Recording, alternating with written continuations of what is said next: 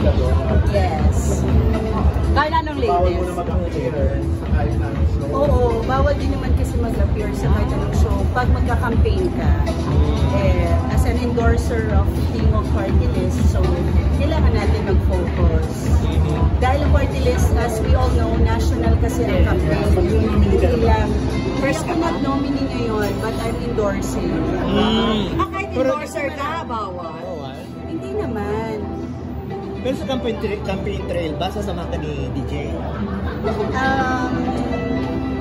Hindi ko pa yan masasagot. Kumusta ang puso ni Carl? Okay naman, masayang-masaya. Pero lang nandito ako. For the entire cast of Incognito, and of course, support natin syempre sa bagong palabas, and especially sa anak ko, kay Daniel. Base ako trabaho ninyo yung parang first time na matagal din makakasama. Support lang ako. Pero possible ba magkaroon ka ng role dito?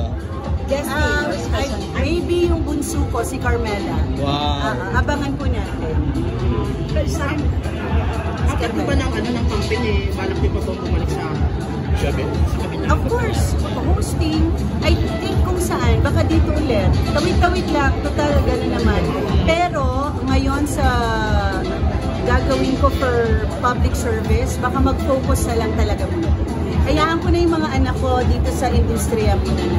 Inumpisahan natin. So parang pahinga ka muna sa showbiz, Makailang buwan na. Public service tayo. Para maraming matutulungan. Susunod sa piling bagong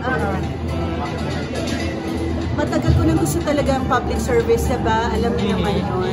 Pero ito kasi nabigyan ako ng pagkakataon na mas marami talaga natutulungan. At I am really, really happy kung nasaan ako ngayon. With my team of party list, they're all from Leyte.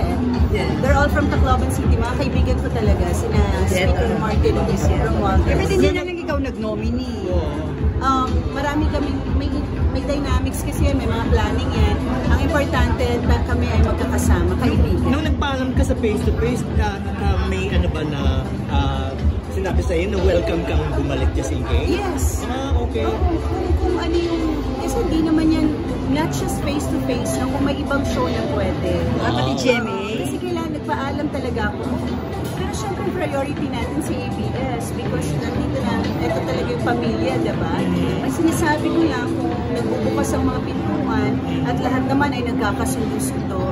Alam nyo masyado ng magulo, kaya sana ang industriya natin talagang tayo mag-initiate ng pagkakaisa.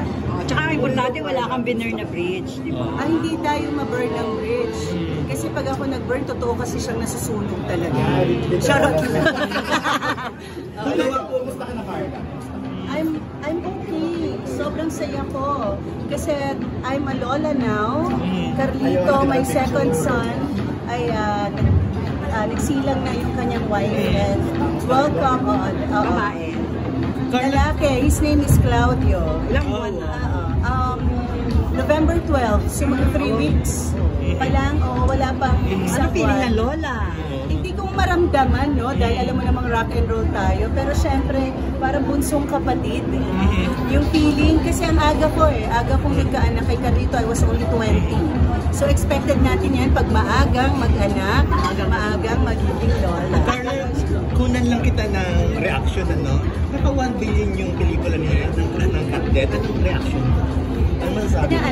Naka 1 billion na sa takilya. Of course, lahat tayo masaya.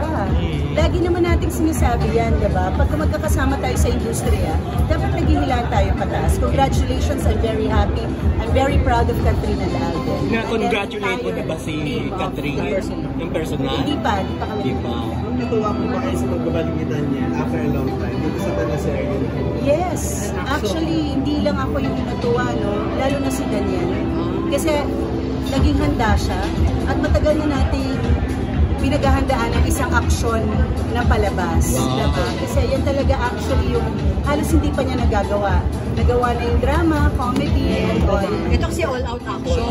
Ito kasi all-out action. Happy siya with Tito Ian, Richard Gutierrez, Ian Veneracion, and of course, Baron Geisler. Kasi talaga nakakahugot siya na marami siyang natututunan. Malaking actually project ito. Malaking artista. Wala ba naging problema sa billing? Wala naman.